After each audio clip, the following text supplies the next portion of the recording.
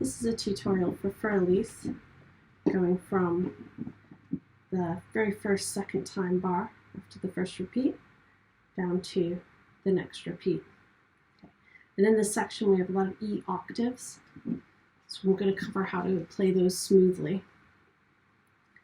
Alright, so I'll play first the right hand.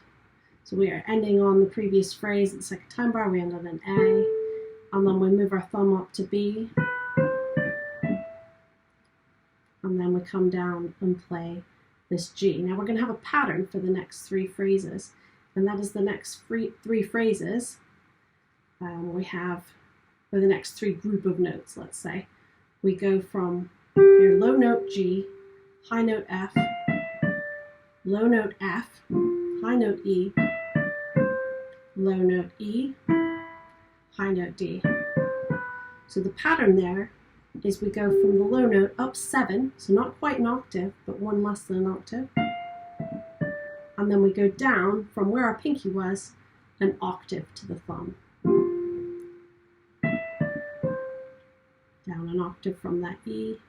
So if I sort of imagine the low and the high notes of each phrase, it goes like this. That's a very obvious pattern. So if you practice that pattern first, G, F, F, E, E, D, that will help you get your, basically stretch the right amount. So I'm going to play that phrase starting from second time bar.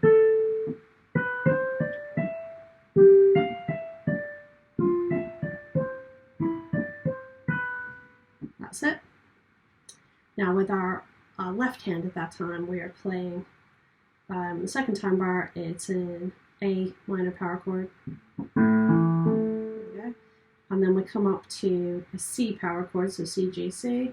And then the next one, we have to look down and go down to the G. And because this one's more than an octave, we have to do a thumb under, so we do G, octave, thumb under, and then second finger on the B.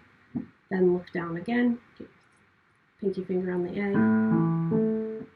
and then we've got the A again. Then the next bar is where we start having our E octaves. So the way I play this first one that has 3 E's is I play pinky, pinky, bum.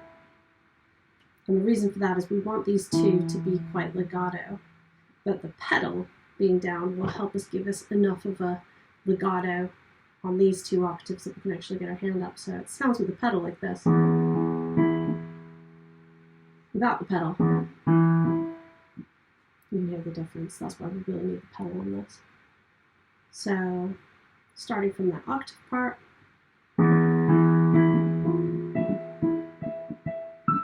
you notice how my hand that's up next is covering those notes, so it's ready to go.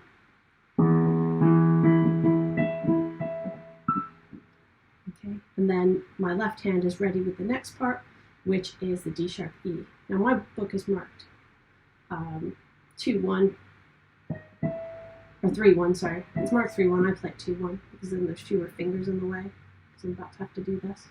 So what I play is left hand, 2-1, 2-1, 2-1, and then I get ready for the next phrase. So my right hand comes down to cover, 3, 5, 4, 5, 4, 5. So that's my reminder as to how many I have left, is once I come down with my hand for 3, 5, I know I'm going to be ready to play 3 E's. So 1, 2, 3, and then I'm done. So that's my reminder to myself. So from the start of the E octaves, oops.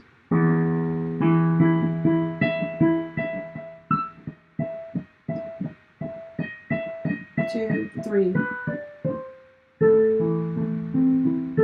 So let me play you that whole thing from the second time bar.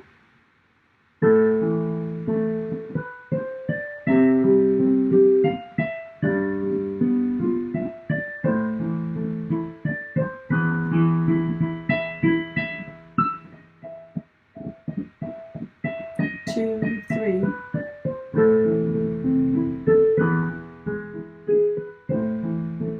then you know the rest.